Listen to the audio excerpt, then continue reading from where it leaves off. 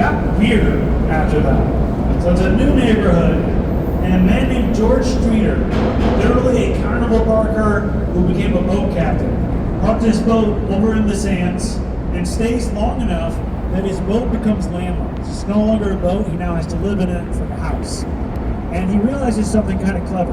Chicago never claimed this as Chicago land. We never put this on our maps. We never claimed it as new Chicago territory.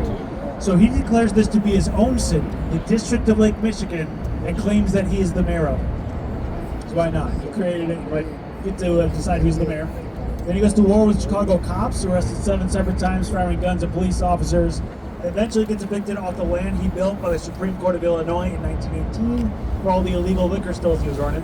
Well, that's why to this day, this neighborhood, very beautiful neighborhood, is called Streeterville.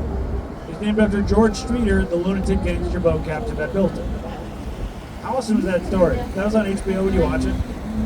Yeah, absolutely wild guy. His name is George Streeter. Very interesting character. Now here to our left, let's talk about the St. Regis.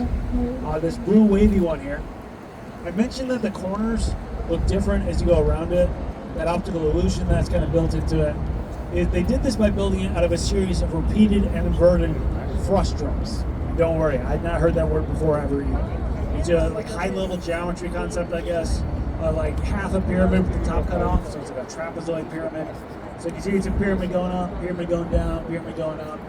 Inverted in the center tower, re-inverted on the right tower. They do make a claim that I'm a little skeptical of. They claim the specific angles of these windows bring in more sunlight during the winter and reflect more sunlight during the summer.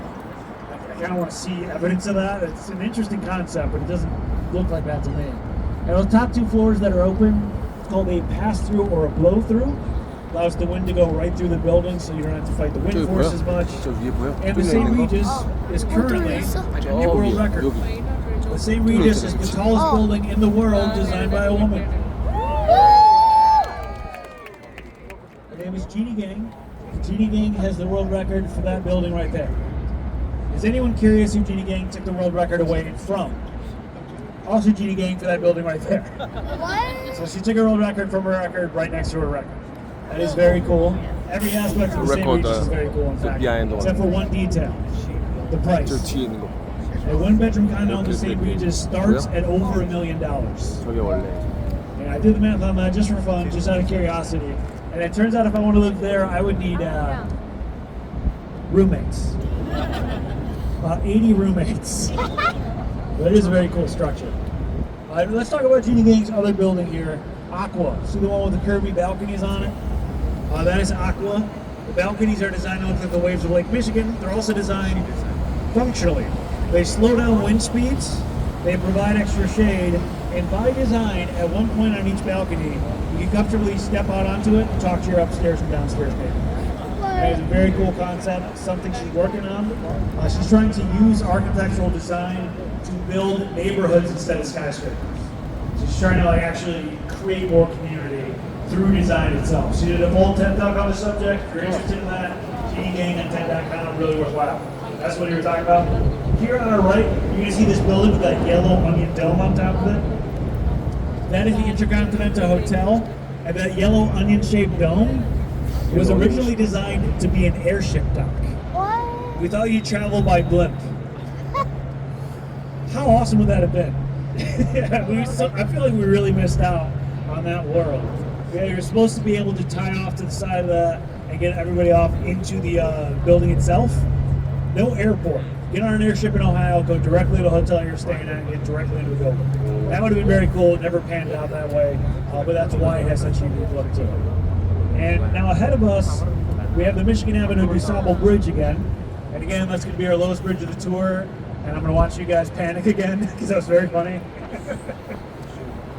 And while we're going under the bridge, we're going to talk a little bit about this building on the right. You see this white iconic structure here. Anyone from Minneapolis, by the way?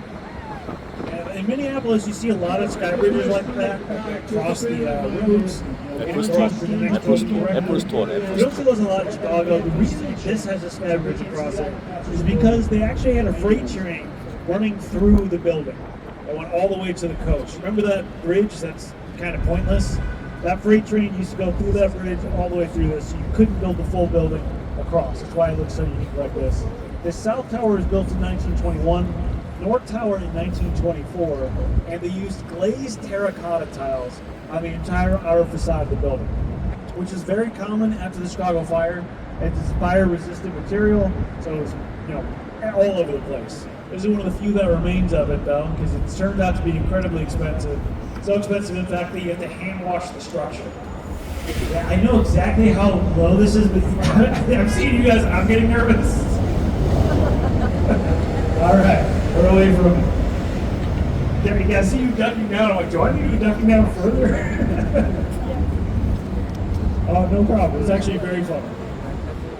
The Wrigley building, though, I wanted to point out that there is a gradient color scheme to this. You can see at the base, it's a little bit darker. Each step up you go is going to be a shade lighter. It's actually a bluish white on top of the clock tower. It's designed because our eyes are apparently naturally drawn to lighter shades, and so when we put a spotlight on that at night, you can kind of look towards the top of it. And that's actually been kind of the anchor point of Chicago skyline since 1921. Do we all still love the Wrigley building? Yeah, I like it a lot. I think it's very unique. I wish we still had more of those around. Now here